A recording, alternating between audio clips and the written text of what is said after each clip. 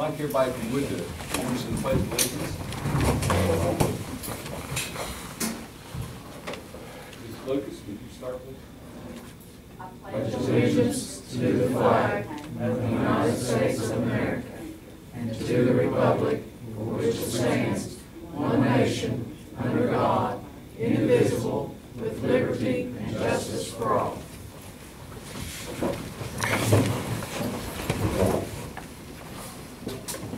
I want to thank everybody for being with us this afternoon, this evening.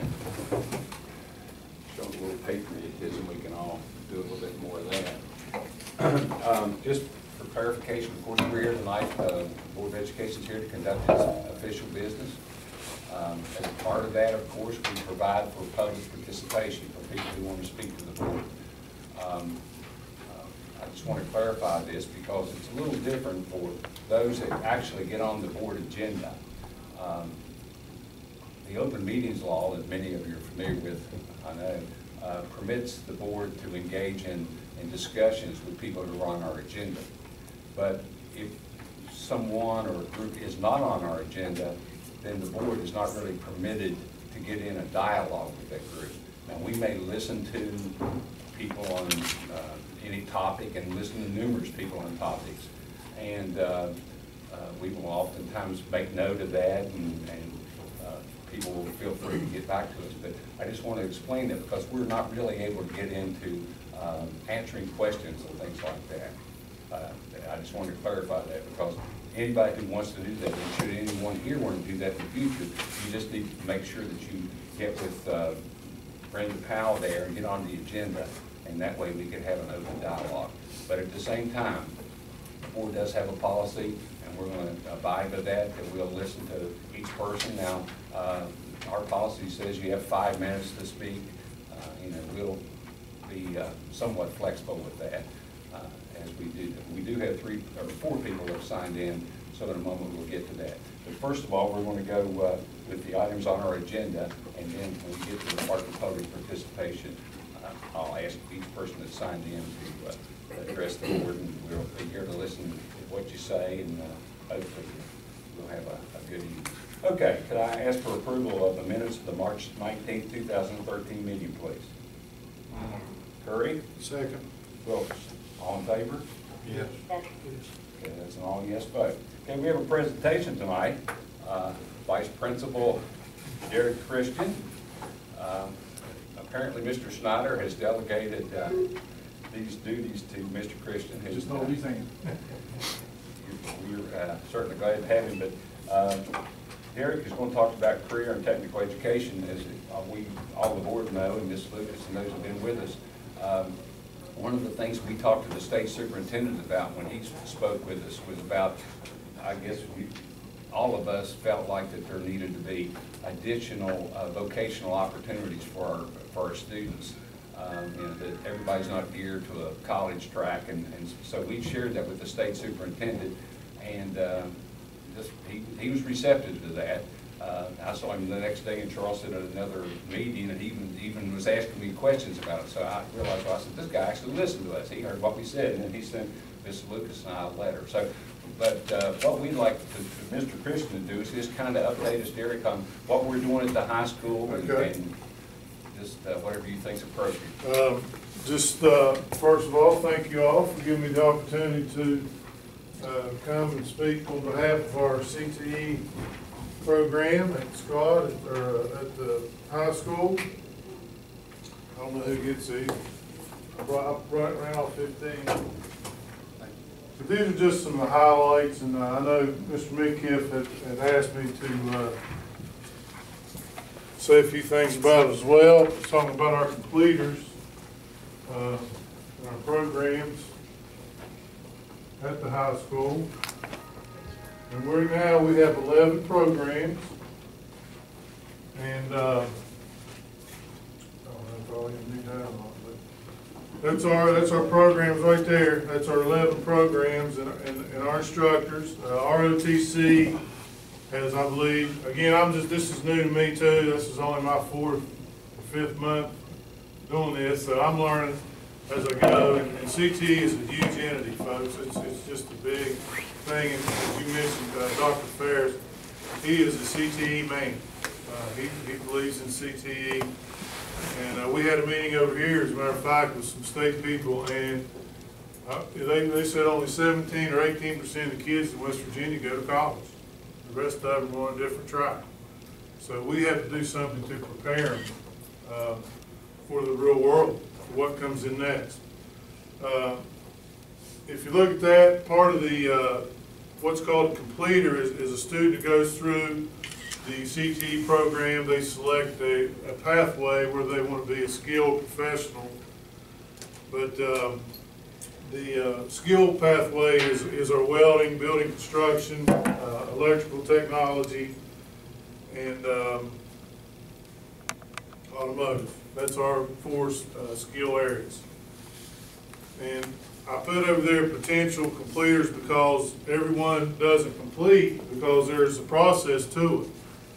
And I just highlighted some of the process there. Obviously, the coursework that's involved is a 2-year deal. As a junior and senior year, you select what area you want to go into. Say like you select welding, and you're going to be taking those core classes that go with welding. And that it's a 2-year deal. You take your junior year, you're taking your 3 or 4 classes that are required. In your senior year, you're taking the rest of it. And that's just part of it. The work keys testing, that's a very big part of it. And that's kind of like the West test of CTE. It's 3 areas. It's applied math, locating information, and applied reading, or reading for information. And students are required to score 4 out of 7. You have a possible 7, and it's basically just like I said, a West test. And we're doing it right now as the students that didn't pass it in the fall. We have 51 students who completed or passed all 3 areas in the fall, and we're retesting the ones that did pass, as a matter of fact, this week. And for the first time, according to our CTE staff, we're giving the juniors an opportunity to take it so they don't have to work on that. Because what you have to do is you have to do training for it. And training is provided by the state. There's a couple different entities that provide training, but we use the WIN training, and it costs money. The state helps some with that, but you have to take time out of your class to work on that. And it's all computer-based, unless you're a special ed student. And it's special ed, they have it written, they can do theirs written, and you get a certificate for that, gold, silver, bronze, and the employers out there recognize this as it lets them know that the potential for a student coming out, that they are capable of reading, writing, and math, that they have some skills there, at least basic knowledge. Another big part of being the completer process is the Educate West Virginia, which formerly was known as Global 21, and that is the hands-on skills test that is required even in all areas, no matter what. All those 11 classes we have up there, they're required to do hands-on testing. And that the skill sets are given by the state, and they have to be met. And that's one part of the Educate West Virginia. The other part is the interview process, and they have to have a resume, and they also have to. I just put those up there for everybody else. The teacher has to help them do the resume and the interview process. That's part of the teacher's responsibility. And the teachers follow up with that for at least 2 years. We have to keep record of where our kids are placed, how many kids we have placed in the workforce. I believe it's 2 years. Is that correct, Mr. Knight? It may be more than that, but I think it's at least. It's at least 2 years, and we have to keep record of where our kids are working and what they're, if they're in the workforce. And again, this goes on a state website, a state portal that employers go on, and they can look at a student's resume. All this stuff will be on there. Their work keys test scores, their skills testing, their interview, the resume, and all that is on a website for employers to. They pay the state actually money to get to use that website, and they go on, and that's what they. That's how they find workers. That's just a part of the completed process. So it's just not coming in and taking 3 or 4 classes. It's a little bit more stringent than that, and I think that's part of what the state was looking for, a little bit more rigor in CTE, and they're certainly getting with that. Just some of the stuff what's new down there. It's the NCCER, that is the National and International Industry certifications in the skill pathway, which would be our welding, building construction, and electric technology. They have a national board now, and international, that sets the standards for everyone, and that way what happens is if you transfer from one school to the next or one state to the next, they know where to place you, they know where you're at in your area of CTE. The Skills USA competition, we just recently had that. And that was a state competition. They had it in Putnam County, and we had 1 gold, 5 silver, and 3 bronze medals.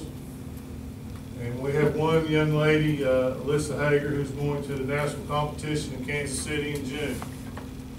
And last year, I think we had 3 or 4. I'm not quite sure about last year, but I think we had more than 1 going.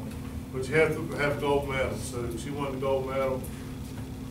We have a couple students competing in a Ford AAA state automotive competition in Bridgeport. And if you win there, you go to Detroit and participate in the national competition. And I believe Jerry's had a couple kids that have went on to that. And Jerry does a great job. That's something I can say about our vocational teachers, folks, is they're dedicated to working with the kids. They're very, very good educators. They love their profession, they love their skill and their trade, and they enjoy what they do. The CASE curriculum, this is something new. We'll be a pilot program for that this year. There's only 10 other schools in the state that received a grant for that, and that's VOAG, in the VOAG area. Ms. Butler, Ashley Butler, she'll be running at it. It's a new curriculum for, it stands for Curriculum for Agriculture Science Education, CASE program. Basically what it does is it's going to give the VOAG students a certification now, whereas like some of your students in automotive have the ASA, welding and those type, they have their certifications. Well, VOAG now will have a certification as well. And what it's going to do, it's going to incorporate, some of you may be familiar with the acronym STEM.